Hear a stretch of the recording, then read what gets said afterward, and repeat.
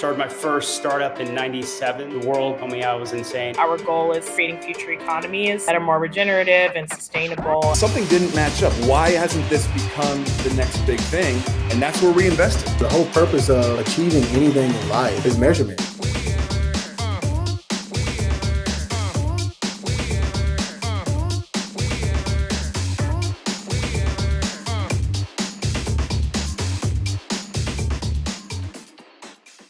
Well, it is my honor and pleasure to introduce our next keynote speaker, World Series champion and real estate developer, Mark Teixeira, who played 14 seasons of Major League Baseball, earning multiple All-Star selections and winning the 2009 World Series as a member of the New York Yankees. Since retiring in 2016, Mark has been actively investing in his portfolio and he founded a real estate investment and master development firm in Atlanta, Georgia. Mark currently lives in Austin, Texas with his wife, Leigh, and his 3 children. And it is my distinct honor to introduce Mark and KP Reddy for a fireside chat. So KP, I'll turn it over to you and let you guys. Thanks, Ian. Mark, thanks for joining us. I didn't even realize you moved to Austin. I didn't realize that. I did. 12 years in the Northeast. I was ready to get back to some warmer winters. So back down to Texas. You just got a couple of our Austin portfolio companies. Very excited. Very nice. I look forward to meeting them. Yeah. There's a lot of great things happening in Austin in the tech world, as you know. There is. No, thanks for joining us. One thing that's not in your bio is just like how awesome of a human you are. Like, I know I've reached out to you and, me and you have the great fortune of meeting lots of people that are super important on paper. And then sometimes in real life, they think they are just that important and are very unapproachable. But I know I introduced you to one of my investors' kids and you went and had coffee with them. And like, as a person that's as maybe not as busy as you, but super busy, like taking time out to spend with folks, it's remarkable. That's all I can say. And I have one other thing to gush over you about is that you're back at Georgia Tech in school. My son, one of his friends saw you in class. He's like, is Mark Teixeira in my class? And I'm like, yeah, Mark Teixeira is in your class. And I think with this generation that has so many options to drop out or go do a startup and all this stuff, I think you sending a message of the importance of education and the importance of a Georgia Tech education, I think is just absolutely amazing. And I really appreciate that. Well, thank you. Well, I talk to people all the time about, what are you up to and what are you investing in and this and that. And I say, I've actually taken a little bit of time off from really actively looking at companies and getting involved because I'm a full-time student. And so imagine being a full-time student, being a full-time dad, having the portfolio to manage and make sure that I'm allocating capital, and also the real estate development firm here in Atlanta. It's been a busy last couple months, but it's exciting and being able to be back on campus. Last semester I started. I had 41 hours left starting last semester. Yeah. It was fully online because of COVID. And now being back on campus has been pretty neat, and getting to meet the students and interact with them has been a great experience. Yeah, no, it's great. I think, and it's interesting too, just like your journey of going from the sports world. Later on, I have a chat with our friend Terrence Murphy, who played for the Green Bay Packers. Somehow this became like a sports, I don't know what happened, like it just worked out that way. And I just talk about the work ethic. Like, it's not like you started working hard when you were in college. Like, you're doing practices and coaching and, getting special coach, like all this stuff that you guys started grinding when you were 13. And when Terrence talks to me about retiring, I'm like, what does that look like? Like, how can you even think about it when you've been grinding as hard as you have since you were like 13? I can barely get into the gym 4 times a year. Right. Like, but you guys every day. And I think y'all keep up a pretty good regimen even after you stop playing. And like, I don't see how you ever slow down. No, and that's not a part of my DNA. And I think when I talk to kids, whether they're students or young professionals, talking about what it takes to make it, and I'm just saying make it. It doesn't have to be in sports, it doesn't have to be in real estate or technology or whatever it might be. But work ethic is the underlying factor that every successful person has.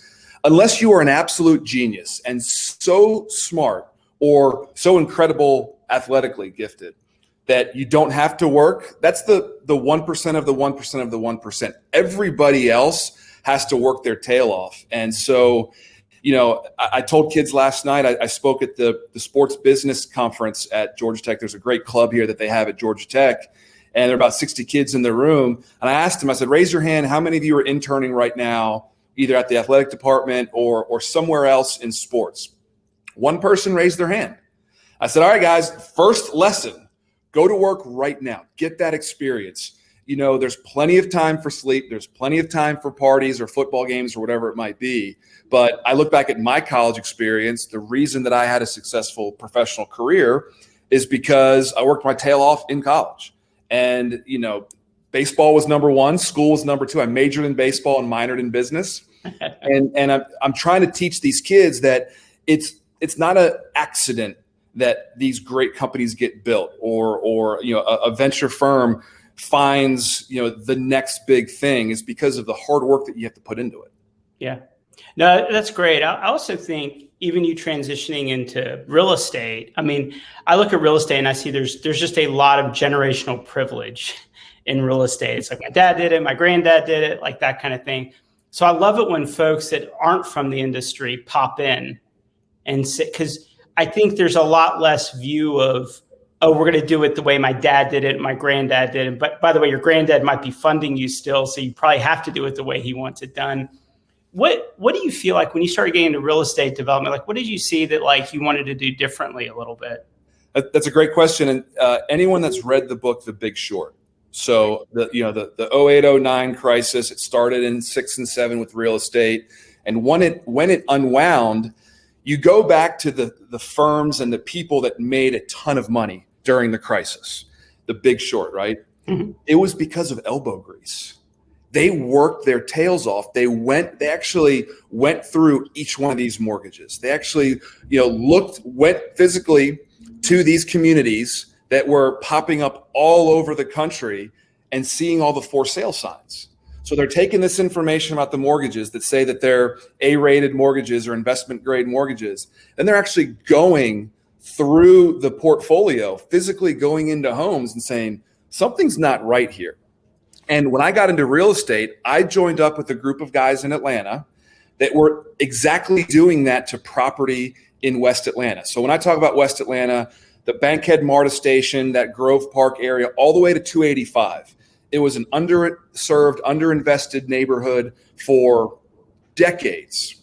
And you look at the location, you look at the infrastructure that was there, and something didn't match up. Why hasn't this become the next big thing? And that's where we invested, because we had guys on the ground that they talked to homeowners, they talked to property owners.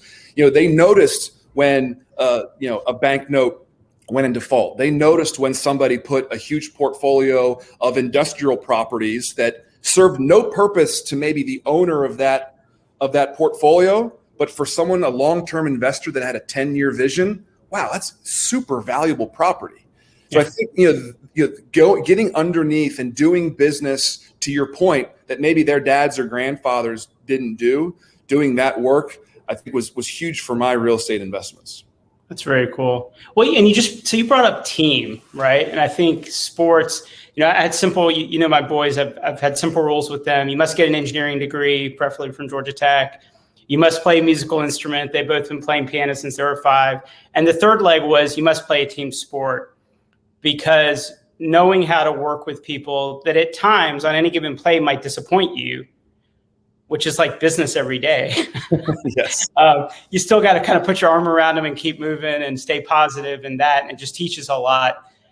When you started thinking about your team in real estate, like what patterns did you pick up from kind of in sports, the teammates that worked well? Like, do you have any, it would be fun if you had any analogies, like so-and-so I played baseball with is kind of like this guy.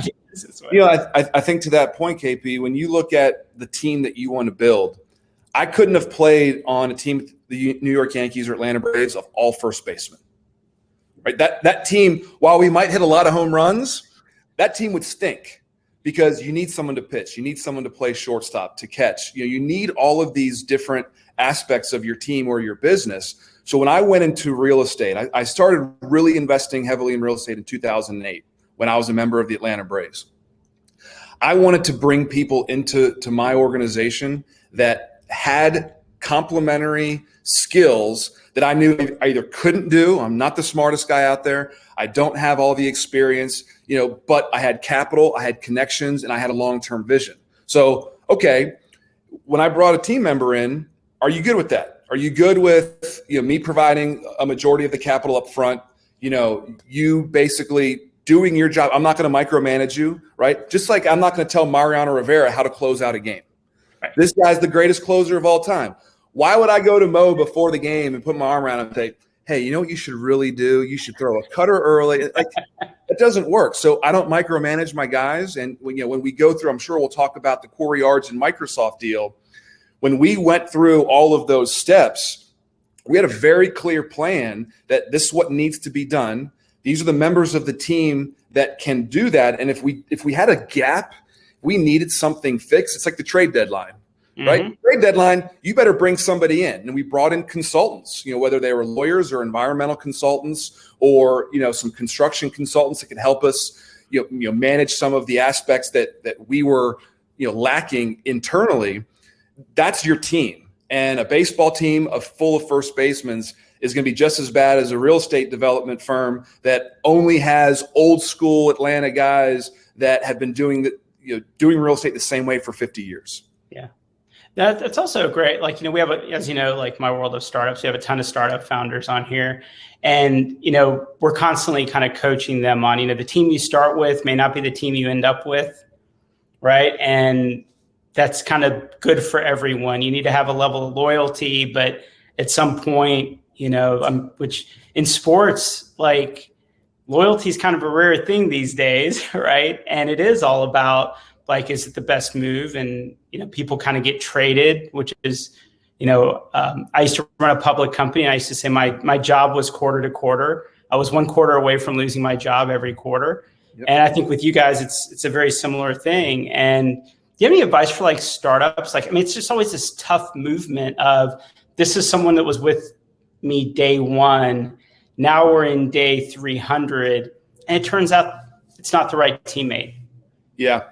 So what I would say, the parallel between business and sports is that you can't get emotional about your business. And when I was on the baseball field, the only thing I wanted to do was win. I wanted to do my job as best that I could do. And I knew if I did my job, that good things would follow. I also knew if I did my job, my team would benefit. That being said, there are teammates or coaches or whatever that aren't pulling their weight. And so they might be your best friend, and I'm sure there's people on this call. I'm sure, KP, you've had issues where really good friends of yours, you've had to have a tough conversation that, hey, man, I know we started this thing together. You're not pulling your weight and I need to go in a different direction. While that might be tough personally, you've got a job to do. And all it takes is a bunch of team members that aren't pulling their weight. And now the team suffers and the project suffers and you run out of funding and your brilliant startup idea and the path that you were on completely goes to the wayside. So, don't get emotional. And I may not be best friends with all my teammates. That's the nature of the business. But when we're on the field, when we're in that boardroom or when we're finishing a project, we got to be aligned and we've got to be pulling our weight. Yeah, that's great. That's great advice. I do want to get into the Microsoft deal a little bit, but I think as background, because so much of the folks on this call maybe have never even visited Atlanta. We're going to start using terms like West Side, and it doesn't necessarily mean something. Could you kind of give a little bit of background? I would say set the table around the project on West Side, and then really, and then we can move into how it evolved and we can talk about the Microsoft deal. Well, I think Atlanta is a great case study for where our country has gone over the past 2 decades in real estate. When I first came to Atlanta in 1998 as a freshman at Georgia Tech, it was a very Midtown and Buckhead oriented city. There weren't a lot of great neighborhoods. There weren't a lot of mixed use areas where you could kind of live, work, play, the old live, work, play analogy. And I don't want to say Atlanta was boring, but it lacked character. I think it lacked some real character that other cities like maybe Boston or maybe Seattle or some of these cool tech-centered cities would offer young professionals. As I started getting older and as Atlanta started growing, these cool neighborhoods started popping up around Atlanta.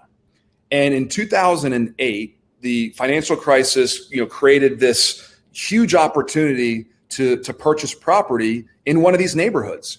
And between 2008 and 2013, my team of real estate professionals in Atlanta and my capital and some other friends and family in New York City, we believed in a vision of Atlanta's going to grow, and it's not just going to be in Midtown and Buckhead. Midtown and Buckhead are going to be fine. There's going to be a certain clientele that will always want to be in Midtown and Buckhead.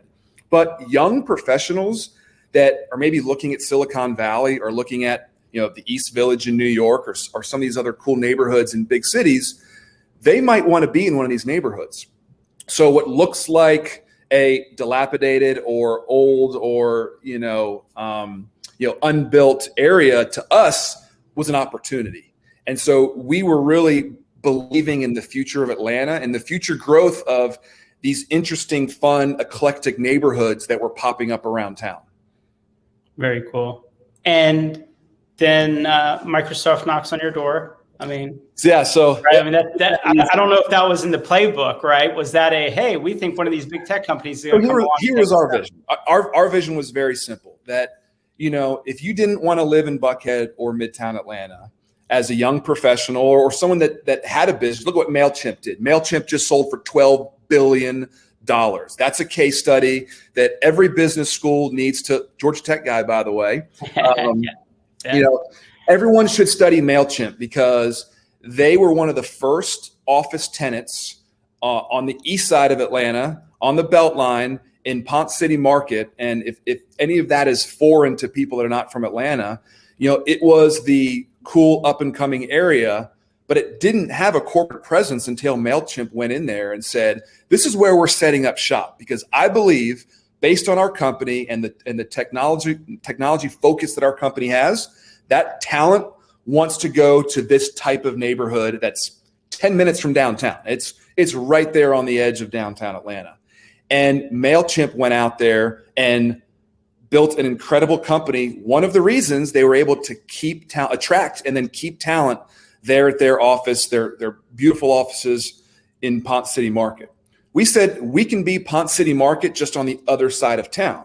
So if we create on the Beltline, on a park with some mass transit, with all of the things that the millennial, tech-focused young talent want these days, people are going to come.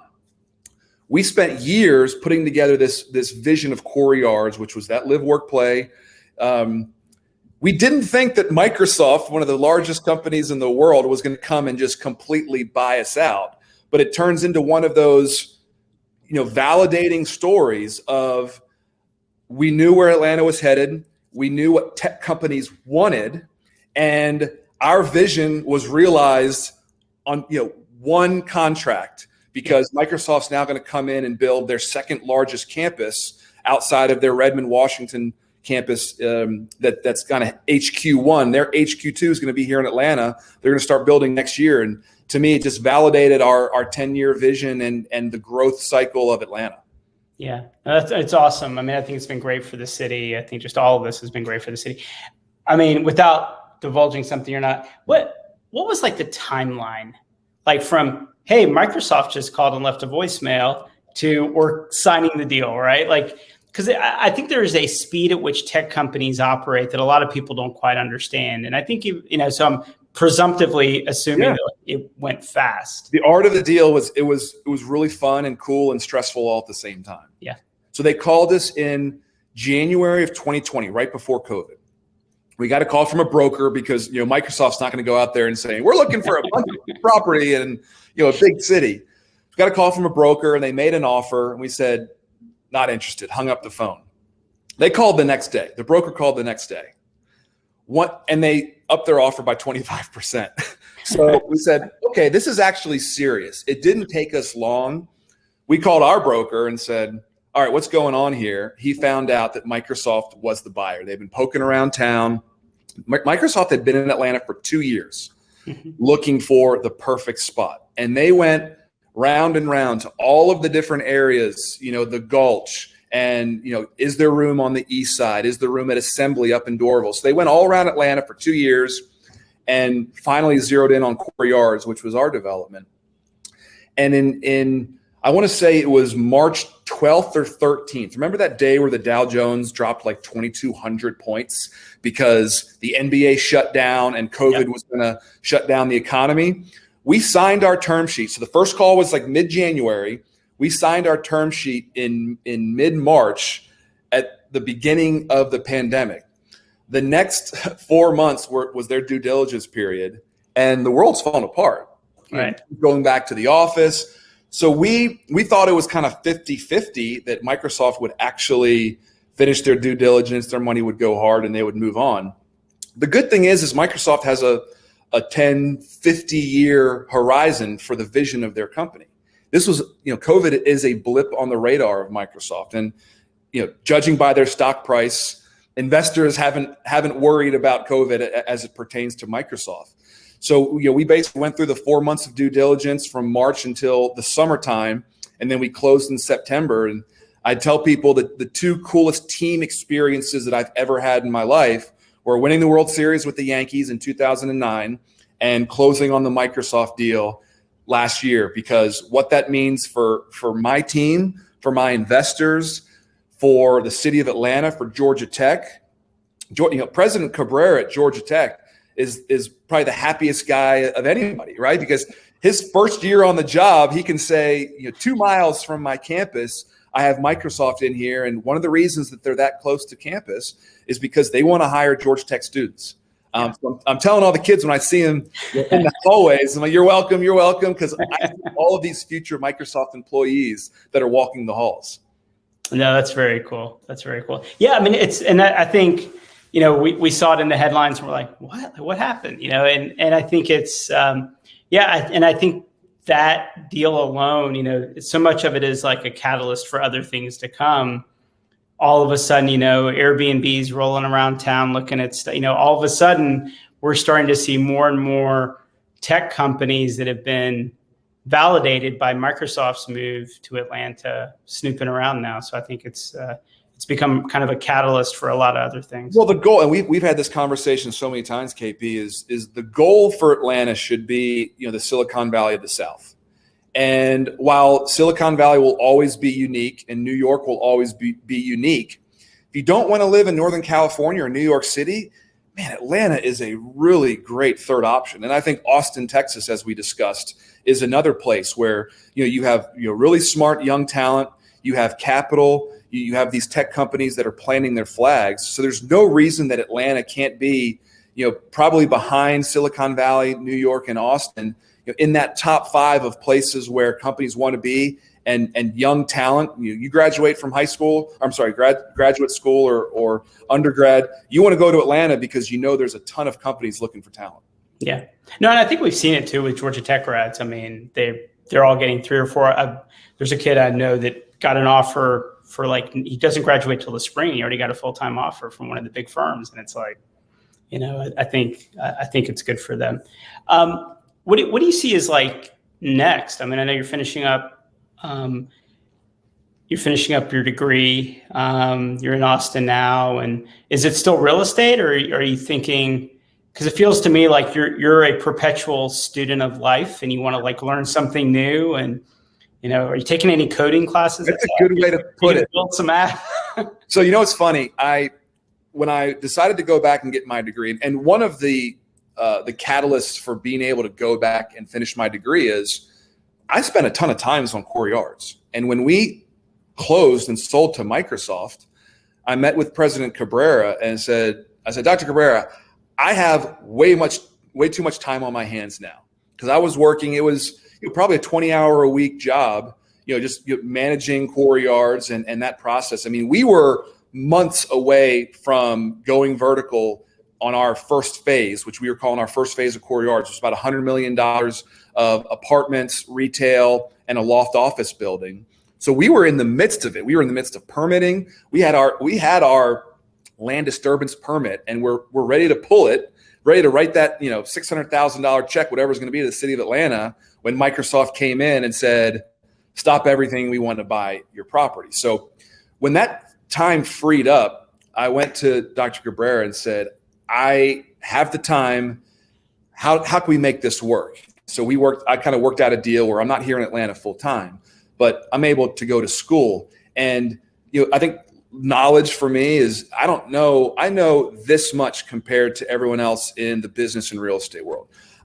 It's all on the job training for me. And I've been lucky to I was in New York for the last 12 years, being around some of the smartest guys in business and, very banking centered, as you can imagine, in private equity. And, the time that I was spending in real estate made me learn a lot about real estate, but there's a ton of other things I want to learn about. Maybe go get my master's degree in the future.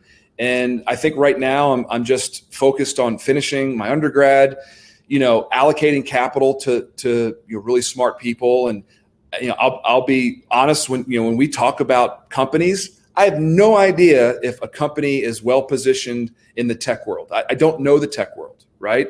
So I want to learn. One of the reasons I want to go back to school is I want to learn what makes certain tech companies tick. Why did Facebook make it and MySpace didn't? Why did Google make it and, Yahoo, whatever, fall back a little bit? Those are things that I would love to learn, because I'm still young. I'm 41 years old. I'm going to be doing a lot of investing in the future. And being in Austin, being in Atlanta, having my connections in New York, being a little bit more knowledgeable about investing in the tech sector just makes sense for me. Yeah, that's great. That's great. When you went through getting into real estate development, were there things that you were surprised, like kind of how backwards things were, and you're like, are you kidding me? The other day we had to do some SEC filings, which happens about once a month. And I have to literally go to the UPS store to get a wet notary signature to scan things in to send them to the SEC. And of course, being a tech investor, I'm like, what? This is insane, right? Did you have any moments when you were getting into real estate where people would say, well, here's how we do things, and you said, are you kidding me? Are we still doing it that way? Yes, every day. And I think that the constant battle is going to be with generally very aggressive real estate developers, because time is money, right?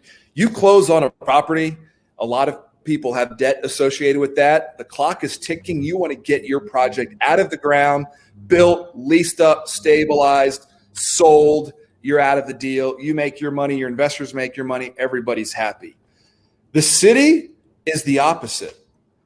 When you have to go in and get permits, when you have to go in and do anything that is outside of their comfort zone, it's like pulling teeth.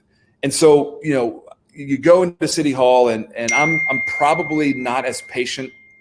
I'm definitely not as patient as I need to be in some of those situations. That's where having a good team really helps me out. Is there certain meetings that my team like, Mark, you don't need to go to this one, because you're just going to get frustrated and it's not going to help us out, in the long run here. But I think when you look at affordable housing as a big issue, that's been a buzzword all over the country for the last few years. And my argument is the reason that affordable housing hasn't been built in Atlanta or in New York City or in California. I mean, San Francisco is having problems. Austin is having problems building affordable housing, is because the deal has to paper for a developer. These are the numbers. Now I can change my assumptions, but I have to be able to defend those assumptions to my investors and to the bank, right? Mm-hmm. If that deal doesn't paper and you go back to the city and say, I'd love to give you more affordable housing, but these are the subsidies or these are the grants or whatever that I need, that process takes 6 months to 2 years. Yeah. So as a developer, I want to build the affordable housing. It's, I want to be socially conscious, and I want to try to build, mixed use developments that are affordable for a certain portion of the population.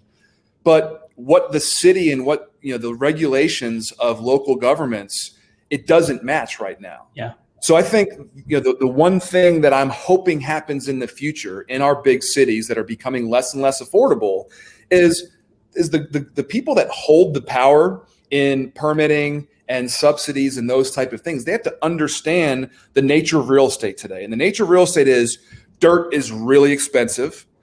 Construction prices are through the roof. It's hard to line up labor. It's hard to line up the trades that you need to build a great building. So if I don't have any type of certainty that I'm going to close on this piece of dirt, get my permits, get my financing all lined up and be able to go vertical, they're just not going to do that building. And they're going to go build something that's market rate.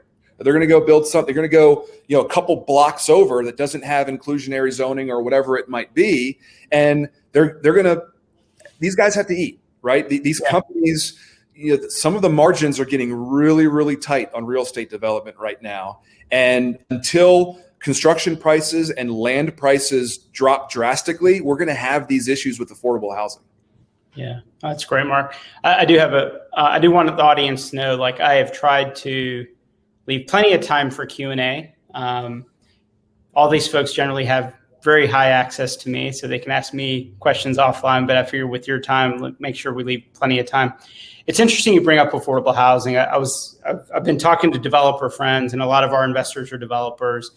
And I said, given where we are economically in jobs, at some point, doesn't affordable housing start to look more like an amenity than it does? Like if you can tell your tenants, whether it's your office, your retail, hospitality, that we have this great affordable housing, which means you will be able to recruit staff that doesn't need a vehicle. They're very close. They're woven into the community, which is what everyone wants in terms of placemaking. At some point, can it be like CAM? Can it be like, built into the deal and be an amenity? And they said, I don't know how we get to those numbers because they're developers. But I feel like philosophically, that might be where we're at. Like, people need to live in the communities where they work and not have to have a car and that kind of thing. Yes, you hit the nail on the head, and that's Microsoft's vision in Atlanta. Yeah. The reason they bought 90 acres, so 70 from us, and then they bought 20 acres of property that's just adjacent to us at Core Yards, is because that's their vision. Affordable housing and workforce housing is a part of their master plan. But the fact of the matter is only the big guys can afford that. It's I don't want to say it's a lost leader, because it's more important than that, but it's the same reason that a developer will lease out their ground floor or a space in their mixed use project to a 5-star chef and give him incredible rent, because that's an amenity for their development.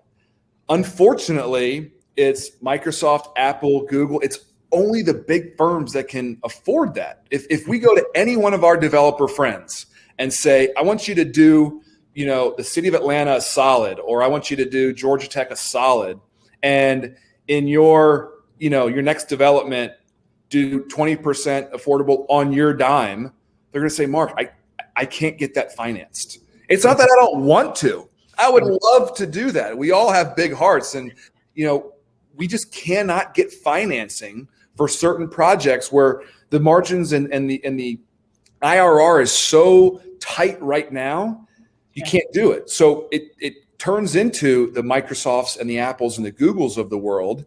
And I believe that Tesla is doing something similar in Austin. So Tesla bought thousands of acres just outside of Austin, and their vision is the same way. Let me partner with a developer. I'm basically going to subsidize, whether I give them the dirt for free or I'm going to build in some sort of subsidy to the developer to go out and build that housing, so my workers and the heartbeat of my development can actually can actually live where they work. Mm-hmm.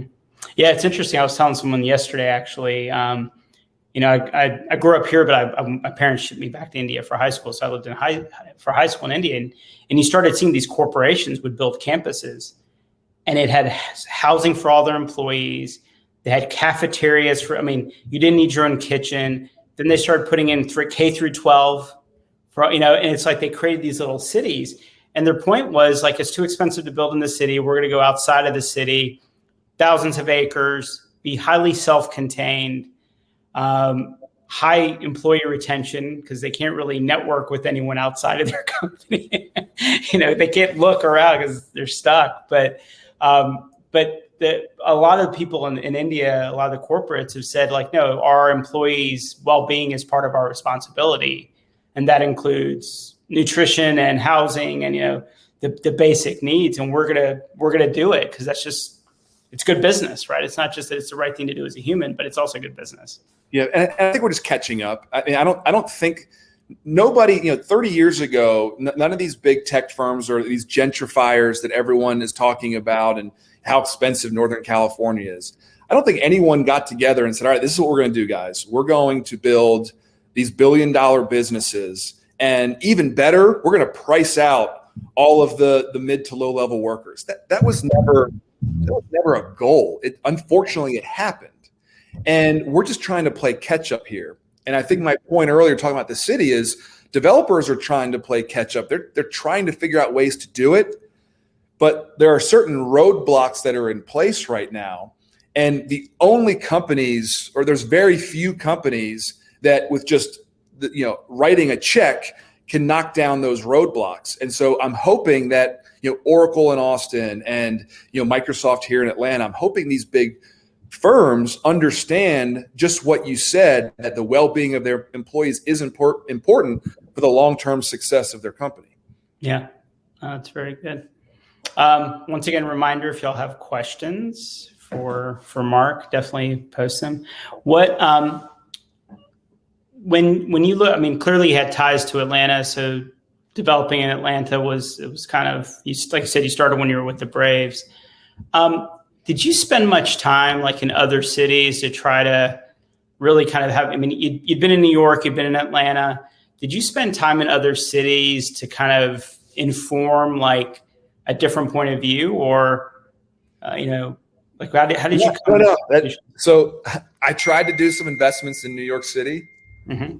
Man, I could not get my arms around the volatility of New York real estate. Some things just didn't make sense. When 432 Park was, I'm sure plenty of people on this call know the big, tall condo building in New York City. It's 90 stories tall. When that got built, one of the reasons it was financially viable is that they sold all of their retail, I think it's 3 or 4 floors of retail on the bottom levels, to I believe it was a Middle Eastern, sovereign fund for like $500 million. And it was a place to park money. And just getting my arms around that deal, you can't expect someone to come in and take out such a huge portion of your building to make the entire deal work. You have certain condo buildings that were going up that were selling out, left and right to maybe Chinese investors or Russian investors. And so the international play, I just wasn't smart enough to figure that out. And quite frankly, I didn't have the capital to make a big dent in New York City real estate. I mean, we're talking B's, not M's when you're talking about New York City. And so, I come down to Atlanta, and as frustrating as it might be, working with the city and trying to get around some permitting and, rezoning, it still makes a lot more sense than New York City real estate. And there's a lot of booms and busts in New York and some of the other bigger cities. Atlanta still just makes sense to me, and I can get my arms around different deals. And that's why I've just kind of stayed in. There's plenty to invest in here in Atlanta. We still own 150 acres in between Georgia Tech and I-285. And it's mostly residential. There is some commercial aspects. And as Microsoft is building their campus, the market will tell us what needs to be built. But currently, most of our zoning is residential. And we're hoping to be able to build some of that workforce housing and attainable housing for Microsoft employees. That's great. Yeah, I didn't realize you still had some acreage there. So you're still in real estate in Atlanta. Our original portfolio was 300 acres that we bought between 2008 and 2013. And most of that was opportunistic based on the unwinding of the financial crisis. So tax liens, bank notes, guys that just kind of wanted to sell. I'm ready to get out. I've been holding on to this property too long, and the future does not look bright right now. I'm ready to cut my losses. So, we got up to about 320 acres and have since sold off, multiple pieces, including the Corey Yards piece. But, we still have a lot of work to do. Yeah. How are you, the narrative of get back to the office? Hey, everybody's going to be, everybody seems to have these highly polarized views, right? Like no one's ever going to ever set foot in an office again. And there's other people like, oh, you're absolutely wrong. Like demand is better than it's ever been. It's like, do you have opinions on like this back to work? If you're a large office asset owner right now, like how are you feeling? Well, my operations management professor, who actually was at Tech with me, which is interesting, I'm taking a class from someone who was a classmate 20 years ago. His answer to all of those questions, because it's in business, the answer is it depends. And if you think about business, is should I do this or should I do this? And it depends.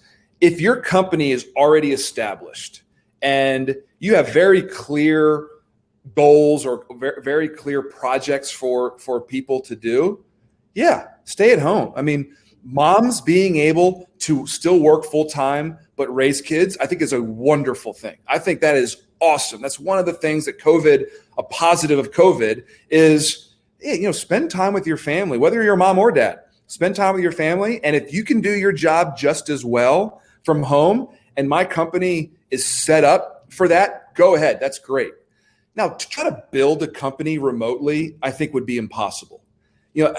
It just doesn't make sense. And I think that the firms that are young, that are trying to build a business remotely are going to run into problems. Yeah. I really do. And so it depends on where you are in the lifespan of your company. And certain jobs will, hey, go ahead and be remote. But I would almost guarantee that Microsoft, when they build their new campus in Atlanta, will have completely figured out their home, remote versus in-office lifestyle. There will be a certain number of floors or even a building that might be a co-working building where teams can kind of go in and out of certain office space, but there are other teams that are going to need to be there every day. Yeah. I need this certain team here in the office because of the way that we're interacting or we're working on a new product together, and I can't have you working from home. Do you get pitched a lot by startups? Like, do they make their way to your desk kind of thing, or? They used to a lot more. I've basically stopped investing in just straight startups, really, because I don't have the time right now. Again, full-time student, full-time dad, investing, all the things that I'm doing to spend hours, because it takes hours and hours and hours learning the team. I mean, it's going out to dinners and, really spending time with these people and getting to know the people, trying to understand the product. When I was in New York and in the off seasons and I had to, work out 3 hours a day, the rest of the day, it's like, hey, this startup wants to pitch me. I got some time. Let's go have dinner. Or come over to my office and we'll wrap for 2 hours. I don't really have that time right now. So I've really basically become an asset allocator for the next, year until I finish my degree and kind of, get settled in my, whatever my new life is going to be. So it's really just asset allocation. I have not invested in a brand new startup in a couple of years. Wow. Yeah. It's interesting. We get the benefit of talking to lots of investors, and I think some of them love, a lot of them are in our fund and a lot of them want to invest direct, and they'll tell me it's mostly because they're interested, right? They're intellectually interested and they want to be helpful because the reality is if any of these startups for them, if you spend time with one startup, as much time as you spend with them, if they do really well, you'll do fine. It may not even move the needle for you that much. Rare occasions it does, but it's more that to be helpful and kind of put your faith and money behind someone, so to speak. Well, and that's exactly what I was going to say next is I invest in people right now. And so if you came to me and said, Mark, look at my track record, look at these funds that I've built. This is the return on investment. This is how well we're doing. I have a pipeline of new investment. I'm going to invest in you.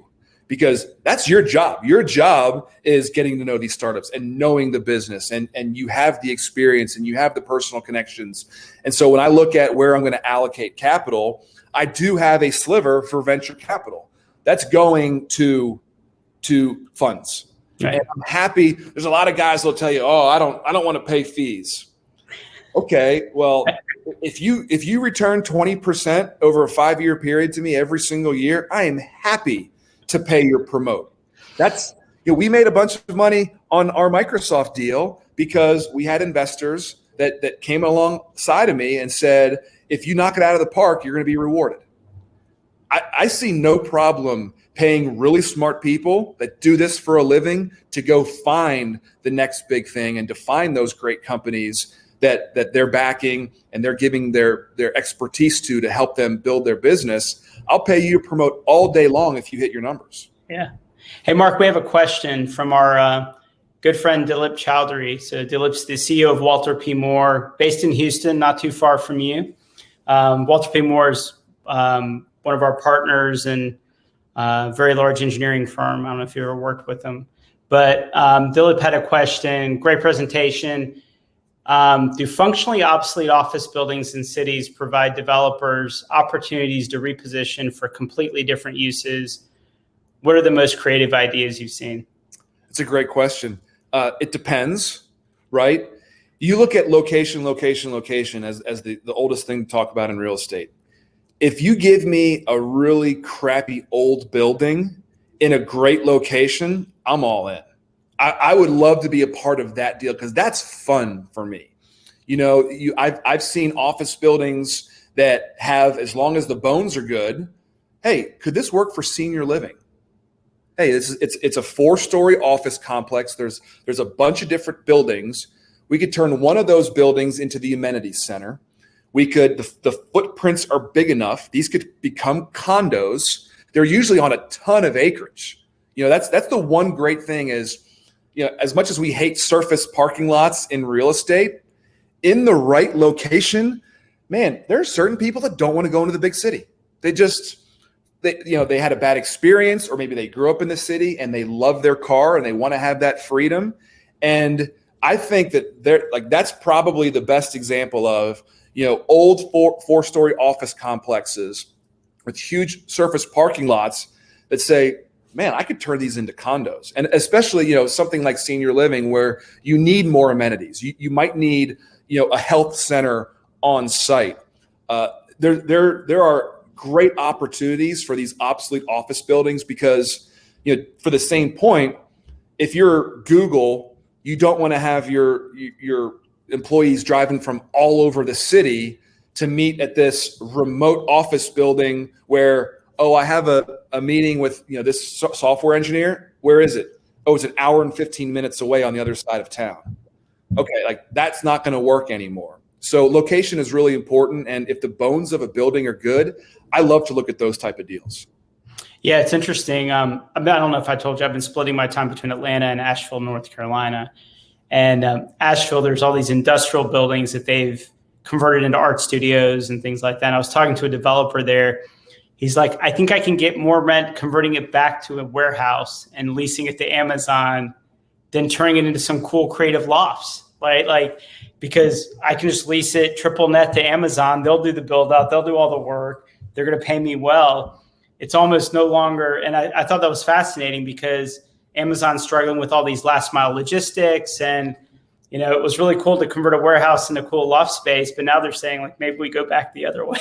Absolutely. Well, if you look at the best performing asset in real estate during the pandemic, it's been industrial. Yeah. And we have a lack of industrial spaces close to our big cities. So it makes perfect sense. If I'm looking at flipping a property to an Amazon, man, this building, no one wants to work here, as an office tenant, but man, I could gut these things and they would be incredible industrial warehouses and I could make a bunch of money leasing it or selling it to Amazon. Yeah. No, it's fascinating. Even when we look at, some of the reshoring of manufacturing, Intel's going to be launching a bunch of new foundries because of the chip crisis. Everybody's kind of realized take away whatever political skews around China and all that. The reality is everybody's realized we need our supply chain to be a little bit closer to home than everywhere else. And every country's looking at that. And so you're starting to see this small cell manufacturing where I can put a manufacturing facility together under 100,000 square feet and serve a market and not ship it all over the place. So you're starting to see a lot of interesting robotics companies that come into these like small cell manufacturing strategies. Yep. Well, in the last decade, the trend was take those old warehouses, to your point, and make them cool offices. It's been done so much that it's actually cheaper and easier to build it. You know exactly what you're looking for. You can build it new and make it look just as cool, depending on where you are, depending on how much you spend for the dirt, that you don't need to take all of the warehouses in a big city and turn them into condos or offices. And I think we saw that at Quarry Yards. We had a building, a super cool building. If you drive by our site, KP, the big black side on Donnelly Hollowell that says Quarry Yards on it, that's the side of a warehouse building that we went back and forth on 100 different times with our contractor. What's cheaper? Scrape this thing and build something cool, or retrofit it. And depending on what assumptions you made in the model and what rents you could get and what type of clients were going to be in there, what type of tenants were going to be in there, one day it would be scrape it and one day it would be make it new. So, when you talk about just gutting those things and making them into warehouses, probably makes the most sense right now. Yeah. No, and I think also we can get into debates of like environmentally, is it better to retrofit an existing asset, demo, and we're one of our partners, Schneider Electric. They've been driving a lot of energy around the idea of like net zero buildings, and I'm not sure anyone has an answer to how to retrofit an existing building and make it net zero, right? I mean, we have that great building on campus, the Kanita building, which is like net zero. They have blueberry bushes on the roof or something. Like it's wild. I don't think you can do that on a retro. So I think there's going to be some cultural, like, it makes more sense to knock down this building, which is just not process well for a lot of folks. But in the long run, it probably makes sense from an environmental perspective. Yep. Just recycle the concrete, but outside of that. So, hey, we have a few minutes left. Is there anything that we didn't get to talk about that you were just dying to talk to me about today? No, I think we're at a really neat time right now in where real estate and technology meet, because to your point, the majority, at least in Atlanta and probably most big cities, the majority of developers come from developer families. And the interesting thing for me will be which ones are willing to go outside of their comfort zone, which one to go outside of the box and use that new material, or use that new software as a way to put together, whether it's a model or figuring out. these supply chains right now. Someone that can figure out how to get consistent material and not be stuck where I had the labor all lined up, but the material's not here. Yeah. To me, there's a huge opportunity right now. COVID has created a kind of a inflection point. Where do real estate developers and where do technology meet to fix these issues? Because all of them have come to the surface now. And the city of Atlanta was shut down. You couldn't pull permits, right? That system is way too old. Why are we still physically driving into City Hall, waiting in line, getting a permit, having somebody sign, going through the transaction, handing a check? This is 1980s stuff that we're doing here. And the developers and the tech companies that figure out how to fast track some of these things and allow for smoother logistics, whatever it might be, I think we'll be well positioned for the next 10 or 20 years. Yeah, I would agree. We've created this clustering of startups that we kind of call internally our developers toolbox, because we believe that if you give developers really cool AI-driven tools that allows them to be creative and iterate, versus their developers, everybody thinks developers are rich once they exit a deal, but while they're in a deal, they're really poor, right? And for them to say, hey, let me call my urban planner and spend a bunch of money for them to be creative and iterate ideas, it's really tough. It's tough thinking. So we've been really seeing a pattern of startups that are focused on giving developers AI-driven tools. Like we have a company, Local Logic, which is one of our companies in Montreal. they actually let a developer see the demand side of things. We have another company called Digital Master Planning that in 3D, the developer can start mapping out, like, here's what I think, and run there. Before you call a licensed professional, let's do some brainstorming amongst ourselves. And then once we iterate it down to 4 or 5 ideas, then maybe we flip it over to an urban planner or an architect. So we're seeing a lot of really cool startups that are kind of giving, empowering developers where they felt so dependent on this ecosystem of professionals for every little, flinch. So, well, to that point, talk about inefficient. We flew to Kansas City twice to meet with our, concept design master planner for Core Yards. That should have been easier. And the reason we didn't choose somebody in Atlanta, we were very intentional that we didn't choose somebody from Atlanta, is because we didn't want anyone to have preconceived notions of what this property was. So we went to Populous in Kansas City. They've done projects all over the world. So this is the raw dirt. This is the amenities that are around it, the park, and you got all of these great things. Create us something great. This is what we want. Paint us that picture. But that took flights to Kansas City and people connecting, and all it takes is one guy missing a flight, and then you have to. It's not efficient. So if you can create something that allows that front end design to become more real, and I can really, as a developer, feel it and touch it and mess with it on the computer program, man, that's brilliant. That's where we're at. We'll be pitching you soon. Hey, I got one last quick question from Blake Atkins. I don't think I know Blake. He's asking about smart cities and how you think smart cities, how do you view that from a developer's mindset, and how does it, I'm paraphrasing, how does that move in? How does that play into your decisions? So I think I heard something about they want to build smart cities like in Arizona or Las Vegas, where there's just a ton of cheap land. I think that's where you have to try it first. Yeah. Trying to retrofit a smart city just sounds really hard to me. Yeah. But if you could build the perfect smart city, had a blank canvas, I think it could be the wave of the future. If we believe that resources are dwindling and there's going to be water issues in the future, or maybe climate change issues in the future, wherever you land on where we are in 50 years, a smart city makes a ton of sense. Who's going to have the capital? Is it someone like Jeff Bezos that's just going to say, you know what, I'm going to bankroll this entire thing. Here's $3 billion. Go build me a smart city in the middle of the desert. You know what? I think it's coming. Trying to retrofit though would be really difficult. Very cool. Very cool. Well, Mark, we're out of time. I so appreciate you spending time with us. And I might be in Austin. Me and a couple of folks might be in Austin next month for the Formula One race. Let's depending on Austin's fun. Yeah. So, and we have a couple of portfolio companies there. So always fun visiting Austin. But thank you so much for spending the time with us. Thanks, KP. It was great being here. Thanks everyone for joining in and for having me talk a little bit. Right. Yeah, thanks so much to Mark and KP for this fireside chat. That was amazing. I was really excited the entire time.